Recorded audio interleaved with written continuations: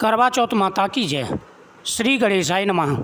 स्वागत है आप सभी का मेरे यूट्यूब चैनल पर। मैं हरिओम शर्मा आज आपको करवा चौथ की व्रत कथा व विधि के बारे में जानकारी दे रहा हूँ। सबसे पहले करवा चौथ की विधि, उसके बाद में कथा। करवा चौथ का व्रत कार्तिक मास के कृष्ण पक्ष की चतुर्थी को करते हैं। 4 बजे के करीब मिट्टी के करावे पर मोली बांधकर रोली से एक सतिया बनाकर उस पर रोली से 13 बिंदियाँ लगाकर चंद्रमा को अर्घ्य देने के लिए जल भरकर रख देते हैं। फिर एक थाली में रोली, गेहूं के दाने और लोटा जल से भरकर रखते हैं। अपने माथे पर रोली से बिंदी लगाते हैं, लोटे पर भी मोली बांधकर सतिया बनाते हैं। फिर हाथ में गेहूं के 13 दाने लेकर कहानी कहते हैं।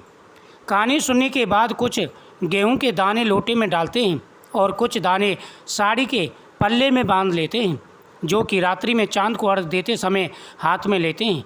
लोटे का जल सूरज को देते हैं।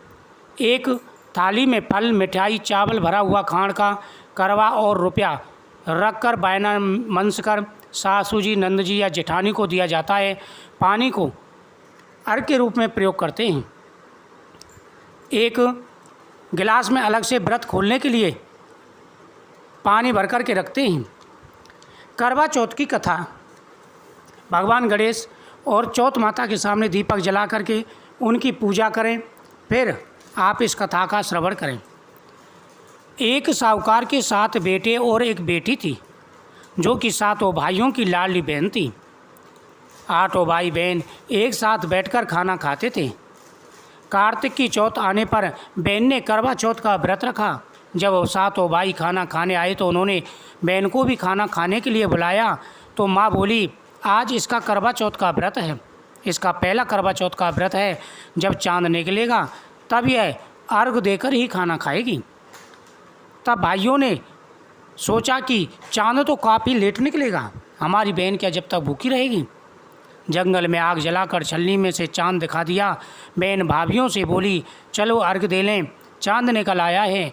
भाभियाँ बोली, ये तेरा चांद निकला है, हमारा चांद तो रात को निकलेगा। बहन चांद को अर्घ देकर भाइयों के साथ खाना खाने बैठ गई। पहला टुकड़ा तोड़ा तो बाल निकला, दूसरा टुकड़ा तोड़ा छींक मारी, तीसरा टुकड़ा तोड़ा तो राजा के घर से बुलाया आया कि राजा का लड़का बीमार है, जल्दी से चलो। माँ ने लड़की के पहनने के कपड़े निकालने तो 3 बार बक्सा खोला, तीनों बार सफ़ेद कपड़े निकले। तब माँ ने वही कपड़े पहना कर ससुराल भेज दिया। लड़की के साड़ी के पल्ले में एक कोने का सोने का सिक्का बांधकर माँ ने कहा, रास्ते में जो भी मिले सबके पैर पड़ती जाना, जो तुझे सुहाग का आशीर्वाद दें उसे ही यह सिक्का देकर अपने पल्ले में गांठ लगा लेना। रास्ते में किसी ने भी पैर पड़ने पर सुहाग की आशीष नहीं दी, सबने यही आशीष दी, ठंडी हो, सर्व रखने वाली हो, 7 भाइयों की बहन हो, अपने भाइयों का सुख देने वाली हो। किसी ने भी अटल सौभाग्य का वरदान नहीं दिया। अब ससुराल के घर पहुंची, दरवाजे पर पहुंची। दरवाजे पर छोटी ननंद खड़ी थी। बहन उसके पैर पड़ी तो ननंद बोली, शीली हो, सपूती हो, 7 बेटों की माँ हो, मेरे भाई का सुख देने वाली हो। यह आशीष सुनकर उसने सोने का सिक्का ननंद को दिया और पल्ले में गांठ मार ली। अंदर गई तो सासू जी ने कहा, ऊपर कोठरी है, वहाँ जाकर बैठ जा। जब वह ऊपर गई तो उसने देखा उसका पति मर चुका है। अब वह उसे लेकर उसी कोठरी में पड़ी रही और उसकी सेवा करती रही। उसकी दास दासियों के हाथ बची कुची रोटी भेज देती। इस प्रकार उसे अपने पति की सेवा करते करते 1 साल हो गया। करवा चौथ का व्रत आया। सारी पड़ोसन ने कहा, ना धोकर करवा चौथ का व्रत रख। सब ने सिर धोकर हाथों में मेहंदी लगाई, चूड़ियाँ पहनी। वह सब देखती रही।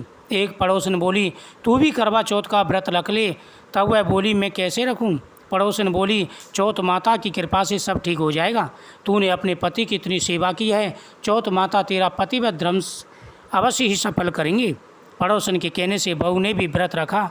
थोड़ी देर के बाद करवे बेचने वाली आई। करवे लो, करवे लो, भाइयों की प्यारी करवे लो, दिन में चांद उगवानी करवे लो, ज़्यादा भूख लगने वाली करवे लो। बहू ने आवाज़ लगाई, ए करवे वाली, मुझे करवे दे जा। करवे वाली कहने लगी, मेरी दूसरी बहन आएगी, वो तुझे करवे देगी। दूसरी बहन आई करवे लो, भाइयों की प्यारी करवे लो, दिन में चांद उगवानी करवे लो, ज़्यादा भूख लगने वाली करवे लो। बहू ने आवाज़ लगाई, है करवे वाली, मुझे भी करवे दे जा। दूसरी करवे वाली बोली, मेरी तीसरी बहन आएगी, वो तुझे करवे देगी। इस प्रकार 5 बहनें आकर चली गईं, पर किसी ने भी उसे करवे नहीं दिए। फिर छठी बहन आई और बोली, मेरी 7वीं बहन आएगी, वो तुझे करवे देगी। तू सारे रास्ते में कांटे बिखेर के रखना, तब उसके पैर में कांटा चुभ जाएगा, तब वह खूब चिल्लाएगी, खूब रोएगी। तब तू सुई लेकर बैठ जाना और उसका पैर पकड़कर मत छोड़ना और उसके पैर का कांटा निकाल देना। वह तुझे आशीर्वाद देगी, तू उसके करवे मांग लेना, तब वह तुझे करवे देकर जाएगी। तब तू उद्यापन करना, जिससे तेरा पति अवश्य ही जीवित हो जाएगा। अब उसने वैसा ही किया, सारे रास्ते में कांटे बिछा दिए। जब 7वीं बहन करवे लेकर के आई तो पाँव में कांटा चुभने के दर्द से खूब चिल्लाती हुई आई, तो बहू ने उसका पैर पकड़कर छोड़ा नहीं और उसका कांटा निकाल दिया। उसने काफ़ी कोशिश की कि भाई मेरा पैर छोड़ो, लेकिन उसने पैर नहीं छोड़ा। जब उसने आशीर्वाद दिया तो बहू बोली, जब तुमने आशीर्वाद दिया है तो करवा भी दे करके जाओ। 7वीं बहन बोली, तूने तो मुझे ठग लिया। यह कहकर चौथ माता ने उसे आँख में से काजल, नाखूनों में से मेहंदी, मांग में से सिंदूर और चितलती अंगूठी का छींटा और साथ ही करवे भी दे दिए। अब करवे लेकर बहू ने उद्यापन की तैयारी की और व्रत रखा।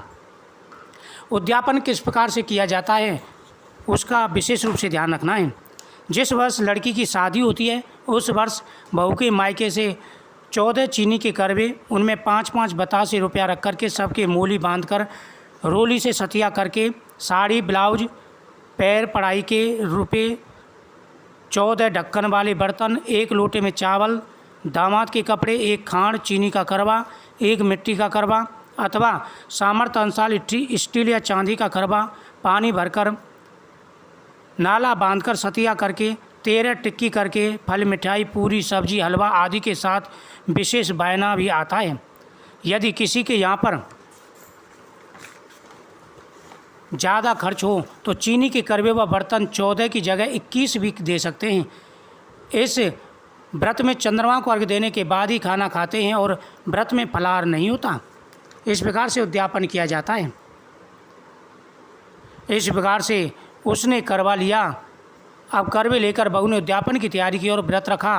राजा का लड़का ठीक हो गया और बोला, मैं बहुत सोया। वह बोली, सोए नहीं, 12 महीने हो गए। आपकी सेवा करते करते कार्तिक की चौथ माता ने सुहाग दिया है। उसका पति बोला, चौथ माता का उद्यापन करूं। अब उसने चौथ माता की कहानी सुनी, उद्यापन कर खूब सारा चूरमा बनाया और जीम करके वे दोनों चौपड़ खेलने लगे। इतने में उसकी बांधी तेल की बनी पूड़ियाँ लेकर सब्जी लेकर के आ गई। दोनों को खेलते देखकर सासू ने जाकर बोली, महलों में खूब रौनक है, तुम्हारे बहू बेटा चौपड़ खेल रहे हैं। इतना सुनकर सासू देखने आई। दोनों को देखकर वह खुश हो गई। बहू ने सास के पैर दबाए। सासू बोली, बहू सच सच बता, तूने ये कैसे किया?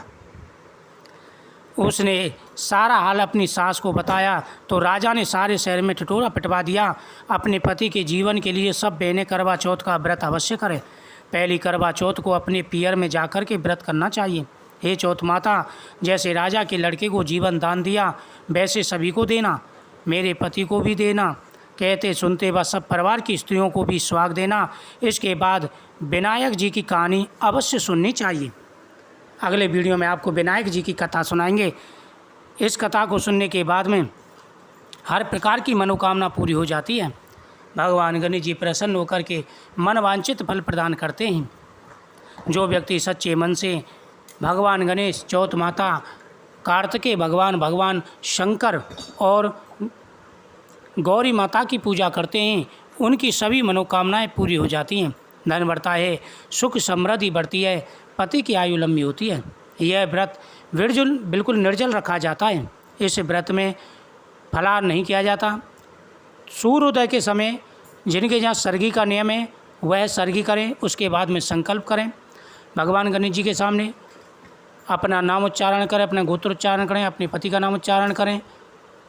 उसके बाद में चंद्रोदय तक यह व्रत निर्जल रखा जाता है। पूरे नियम के साथ में इस व्रत को रखें। चौथ माता की कृपा से जीवन में कभी भी कोई कष्ट नहीं आएगा और माता रानी सदा ही अपनी कृपा दृष्टि आपके ऊपर बनाए रखेंगे। इस व्रत में कुछ नियमों का पालन करना चाहिए, जैसे घर के अंदर सात्विक भोजन बनना चाहिए। चूरमा बनाएं, चूरमे का विशेष महत्व होता है। अर्घ देने के बाद में उसका प्रसाद खाया जाता है। साथ ही मीठे करवे भी मन से जाते हैं, जिस प्रकार से मैंने आपको जानकारी दी है। घर पर आए हुए अतिथि का आदर सत्कार करें, किसी से अपशब्द ना बोलें और पूरे दिन ओम गंगणपते नमः मंत्र का जाप करें, क्योंकि इस दिन भगवान गणेश जी का दिन होता है, चौथ माता का दिन होता है। अवश्य आपको लाभ मिलेगा, आपकी मनोकामना अवश्य पूरी होगी।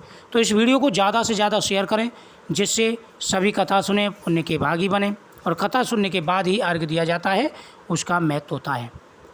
तो आप कमेंट में जय चौथ माता की जरूर लिखें। चौथ माता आपके ऊपर अपनी कृपा दृष्टि बनाए रखेंगी और आपके ऊपर कभी कोई कष्ट नहीं आएगा, आपके पति के ऊपर कभी कोई कष्ट नहीं आएगा। मुझे उम्मीद है आपको ये जानकारी बहुत ही अच्छी लगी होगी। जय चौथ माता की।